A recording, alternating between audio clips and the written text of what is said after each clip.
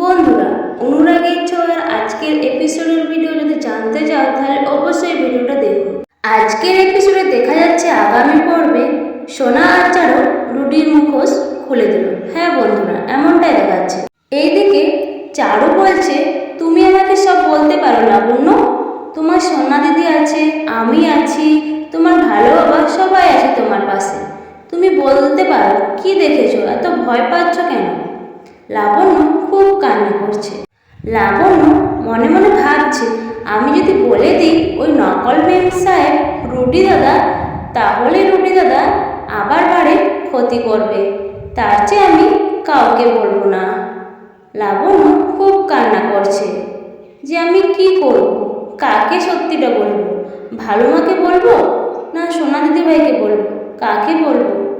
খুব কান্না করছে লাবণ্য। যে নকল মেম সাহেব যে রুডি দাদা, সেটা তো আমি আজকে নিজের চোখে দেখলাম। লাবণ্য বুঝতে পারছে না যে কাকে বলবো। লাবণ্য খুব কান্না করছে।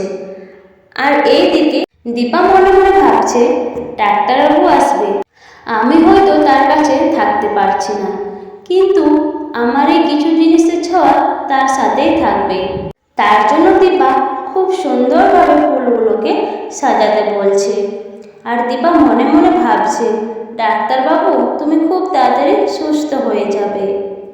দীপা ভগবানের কাছে প্রার্থনা করছে যেন সেনগুপ্ত বাড়ির সবাই সুস্থ থাকে, আর ডাক্তারবাবুর যেন খুব তাড়াতাড়ি সব কিছু মনে পড়ে যায়, আবার যেন আমরা সবাই একসাথে হতে পারি। রুডি আর কুন্দলার মুখোশ যেন খুব তাড়াতাড়ি সবার সামনে খুলতে পারে, এইসব দীপা মনে মনে ভাবছে আর ভগবানের কাছে প্রার্থনা করছে। তো বন্ধুরা, সত্যিই কি সোনা আর চারু রুডির মুখোশ খুলে দেবে সবার সামনে? কমেন্টে অবশ্যই জানাও।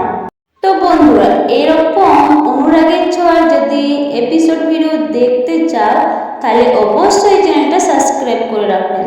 Bye bye.